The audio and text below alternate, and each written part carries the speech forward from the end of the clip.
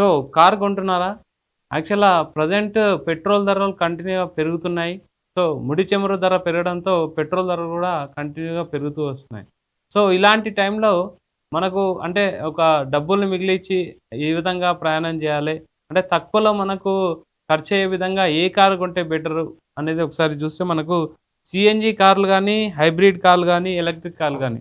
Present అయితే option చూస్తే CNG cars, hybrid cars, electric cars. ఏది కొంటే మీరు సేవింగ్ ఉంటుంది. ముఖ్యంగా ఏ కారు తీసుకుంటే నిజంగా మీకు సేవింగ్ అవుతుంది. పెట్రోల్ ధరలు పెరుగుతున్న వేళ అనేది ఒకసారి చూద్దాము. ప్రెజెంట్ ఒకసారి ఫస్ట్ సీఎన్‌జీ కార్స్ చూద్దాం ఒకసారి. సో ఫస్ట్ ఆప్షన్ వచ్చేసి సీఎన్‌జీ కార్లు. ఇది తక్కువ ఖర్చుతో ఉంటుంది. ఎక్కువ ప్రయాణం చేయొచ్చు. తర్వాత సీఎన్‌జీ కార్లు సాధారణ మధ్యతరగతి కుటుంబాలకు చాలా మంచి ఆప్షన్ అని ప్రెజెంట్ చెప్తున్నారు. తర్వాత పెట్రోల్‌తో పోలిస్తే సీఎన్‌జీ చాలా చౌకగా ఉంటుంది. అదొక ఆప్షన్ ఉంది. తర్వాత 1 కిలో సీఎన్‌జీతో సుమారు 75-80 కిలోమీటర్ల వరకు మనం వెళ్ళొచ్చు. తక్కువ ఖర్చు అంటే 20-25 కిలోమీటర్ల ప్రయాణం. అంటే 1 కిలో సీఎన్‌జీతో సుమారు రూ. 75-80 ఖర్చుతో 20-25 కిలోమీటర్లు ప్రయాణం చేయొచ్చని చెప్తున్నారు. అంటే ప్రతి కిలోమీటర్‌కు ఇంచుమించు రూ. 3-4 అనేది ఖర్చవుతుంది. సో మంచి ఆప్షన్ అనేసి చెప్తున్నారు. 1 కేజీ సీఎన్‌జీ రూ. 75-80 పడుతుంది. ఖర్చొచ్చేసి కిలోమీటర్లు చూస్తే 20-25 కిలోమీటర్లు ప్రయాణం చేయొచ్చు. ప్రతి కిలోమీటర్‌కి రూ. 3-4 మాత్రమే పడుతుందండి. కాకపోతే గమనించాల్సిన విషయాలు ప్రోస్ అండ్ కాన్స్ ఒకసారి మనం చూస్తే అన్ని ప్రాంతాల్లో సీఎన్‌జీ స్టేషన్ ఉండదు. ఇదొక పెద్ద మైనస్. కొన్ని ప్రాంతాల్లో మాత్రమే సీఎన్‌జీ స్టేషన్స్ ఉంటాయి. అంతటా దొరకదనేది వాళ్ళు చెప్తున్నారు. పవర్ కొంచెం తక్కువగా ఉంటుంది. అంటే మూమెంటం అనేది ఎక్కువ మనం హైవేలో గానీ ఇందులో పోతే మాత్రం పెట్రోల్ బండ్‌లాగా ఖచ్చితంగా మూమెంటం ఉండదు. కొంచెం తక్కువగా ఉంటుంది. బూట్ స్పేస్ తగ్గుతుంది. అంటే బ్యాక్ సైడ్ డిక్కీలో బూట్ స్పేస్ మనం ఏదైనా లగేజ్ పెట్టుకోవాలంటే మాత్రం ఖచ్చితంగా బూట్ స్పేస్ అయితే తగ్గడం జరుగుతుంది. తర్వాత ఎవరికి బెస్ట్ ఈ సీఎన్‌జీ అనేది చూస్తే రోజు ఆఫీస్ లేదా సిటీలో ప్రయాణం చేసే వారికి ఇది మంచి ఎంపిక అనేసి చెప్తున్నారు. సో సీఎన్‌జీ అనేది డైలీ ఆఫీస్‌కెళ్ళే వరకు, లోకల్‌లో తిరిగే వాళ్ళకు అండ్ ఆఫీస్‌కి తీసుకెళ్లే వాళ్ళకు CNG is a better option. అంటే 1 కిలోమీటర్‌కి ఇంచుమించు మీకు ఓన్లీ రూ. 3-4 మాత్రమే పడుతుంది.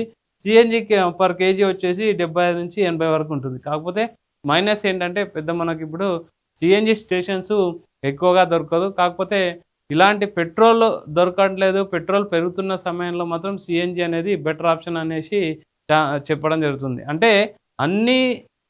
అన్ని ఫార్మాట్లు అందరికీ సెట్ కావు. ఏది ఎవరికి సెట్ అవుతుంది, మన ప్రియారిటీ ఏంటి కొనేటప్పుడు మాత్రం ఇది దృష్టిలో పెట్టుకొనే కొనాలని చెప్పడం జరుగుతుంది. తర్వాత సెకండ్ ఆప్షన్ హైబ్రిడ్ ఆప్షన్ ఒకసారి చూద్దాం. So petrol plus battery combination. అంటే ఇందులో పెట్రోల్ ఉంటుంది. అంటే పెట్రోల్ కార్లు అంటే పెట్రోల్ ఇంజన్‌తో పాటు బ్యాటరీ సిస్టమ్ కూడా ఇందులో ఉండడం జరుగుతుంది. దీన్ని హైబ్రిడ్ కార్లు అని అంటారు. తర్వాత ఎలా పనిచేస్తుందంటే తక్కువ స్పీడ్‌లో బ్యాటరీతోనే కార్ నడుస్తుంది. ఎక్కువ స్పీడ్‌లో పెట్రోల్ ఇంజన్‌గా పనిచేస్తుంది. అంటే ఇది హైబ్రిడ్ కార్లు అని అంటారు. సో మైలేజ్ వచ్చేసి 20-25 కిలోమీటర్ల వరకు మైలేజ్ ఇస్తుంది. పెట్రోల్ కార్‌తో పోలిస్తే కిలోమీటర్‌కి రూ. 5-6 వరకు ఖర్చు ఎక్కువగా అవుతుందని చెప్తున్నారు. ప్రత్యేకత అంటే బ్యాటరీతో ఆటోమేటిక్‌గా ఛార్జ్ అవుతుంది. తర్వాత ఛార్జింగ్ టెన్షన్ ఉండదు. ఇందులో మెయిన్ హైబ్రిడ్ దాంట్లో అయితే బ్యాటరీ ఆటోమేటిక్‌గా రీఛార్జ్ అవుతుందని చెప్తున్నారు. తర్వాత బ్యాటరీ వచ్చేసి ఇన్‌బిల్ట్ ఉంటుంది. ఎలక్ట్రిక్ మోటార్ ఉంటుంది అండ్ పెట్రోల్ ఇంజిన్ ఉంటుంది. దీన్ని హైబ్రిడ్ అంటారు. ఇది ఎక్కువగా సక్సెస్ కాలేదు. కాకపోతే ఇది కూడా ఒక ఆప్షన్ అని మనకు చూపిస్తున్నారు. తర్వాత ఎవరికి బెస్ట్ అంటే city driving plus highway driving ఇద్దరికి కూడా హైబ్రిడ్ అనేది చాలా బెటర్ అని చెప్తున్నారు. City plus highway mix driving చేసే వారికి ఇది బెస్ట్ ఆప్షన్ అని చెప్తున్నారు. తర్వాత తక్కువ ఖర్చు, ఎక్కువ మైలేజ్, పర్యావరణ హితం. అంటే తక్కువ ఖర్చు, ఎక్కువ మైలేజ్ కూడా ఇస్తుంది. తర్వాత ఎన్విరాన్మెంటల్ ఫ్రెండ్లీ కూడా ఉంది కాబట్టి ఈ కార్ కూడా మంచి ఆప్షన్ అని చెప్తున్నారు. కాకపోతే ఈ కారు అంటే ఆన్ రోడ్ వాడిన వాళ్ళైతే చాలామంది కొన్ని ఇబ్బందులు పడినట్టయితే చెప్పడం జరుగుతుంది. ఓవరాల్‌గా ఇంజన్ ఎక్కువ రోజులు రాదని కొందరు అంటే డ్యూయల్ హైబ్రిడ్ ఉండడం వల్ల ఇంజన్ ఫెయిల్యూర్స్ ఎక్కువగా ఉంటాయని అయితే చాలామంది రివ్యూలు ఇవ్వడం జరిగింది. కాకపోతే ఇది మంచి ఆప్షన్ అని కూడా కొంతమంది చెప్పడం జరుగుతుంది. సో ఓవరాల్‌గా హైబ్రిడ్ ఇంజన్ అంటే పెట్రోల్ ప్లస్ బ్యాటరీ కాంబినేషన్‌తో నడిచేది. ఓవరాల్‌గా అదే ఆటోమేటిక్‌గా బ్యాటరీ అనేది అదే ఛార్జింగ్ చేసుకుంటుంది కాబట్టి ఇదొక హైబ్రిడ్ ఆప్షన్ అనేది మంచి ఆప్షన్ అని చెప్తున్నాను. తర్వాత మనం ప్రెజెంట్ ఇంకో ఆప్షన్ చూస్తే ఎలక్ట్రిక్ కార్స్. ఇప్పుడు ప్రెజెంట్ అయితే మంచి ట్రెండింగ్లో ఉన్నాయైతే ఎలక్ట్రిక్ కార్స్ అని చెప్పొచ్చు. భవిష్యత్తు టెక్నాలజీ మొత్తం ఎలక్ట్రిక్ కార్స్. ఇప్పుడు ఎక్కువగా ట్రెండ్ అవుతున్నది ఈవీ కార్లే. పూర్తిగా బ్యాటరీతో నడుస్తాయి, పెట్రోల్ అవసరం లేదు ఈవీ కార్స్కి. తర్వాత ఖర్చు చూస్తే ఒక్కసారి ఛార్జ్ చేస్తే 7 నుంచి 10 రూపాయలు ఖర్చు అవుతుంది. కిలోమీటర్కి వచ్చేసి 1 నుంచి 2 రూపాయలు మాత్రమే పడుతుంది. తర్వాత ఒకసారి ఛార్జ్తో 250 నుంచి 300 కిలోమీటర్ల వరకు రేంజ్ వరకు ప్రయాణం చేయొచ్చు అని చెప్తున్నారు. ముఖ్యంగా సమస్యలు అంటే ఛార్జింగ్ స్టేషన్లు ఇంకా పూర్తిగా అందుబాటులో లేవు. తర్వాత ఛార్జింగ్ టైం ఎక్కువ పడుతుంది, ప్రారంభ ఖర్చు కూడా ఎక్కువగా అవుతుందని చెప్తున్నారు. తర్వాత ఈవీ ఛార్జింగ్ ఎలా జరుగుతుంది అంటే ఛార్జింగ్ స్టేషన్లు లేకపోతే బ్యాటరీలలో ఛార్జింగ్, తర్వాత కార్ నడుస్తుంది. అంటే ఈ మెయిన్ ప్రాసెస్ ఎక్కువ. అంటే ఛార్జింగ్ పెట్టాలంటే మినిమము 4 to 5 అవర్స్ పెట్టాల్సి వస్తుంది, కొన్ని 8 అవర్స్ కూడా పెట్టాల్సి వస్తుంది. సో ఛార్జింగ్ టైం ఎక్కువ.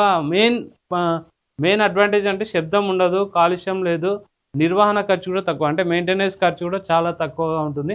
ప్రజెంట్ ట్రెండింగ్ చూస్తే మాత్రం ఖచ్చితంగా మనము ఈవీ వెహికల్స్ అనేదే ట్రెండింగ్. ఇప్పుడు ఇంకా మిడిల్ ఈస్ట్లో యుద్ధ ప్రభావం వల్ల పెట్రోల్ వల్ల జరిగిన కష్టాలను చూసి అందరూ ఈవీ వెహికల్స్కే మనం ఎక్కువ మొగ్గు చూపడం జరుగుతుంది. ముఖ్యంగా ఎవరికి బెస్ట్ అని చూస్తే సిటీ డ్రైవింగ్ ఎక్కువగా చేసేవారికి, భవిష్యత్తు దృష్టితో కొనాలని అనుకునే వారికి అయితే మంచి ఆప్షన్ అని చెప్తున్నారు.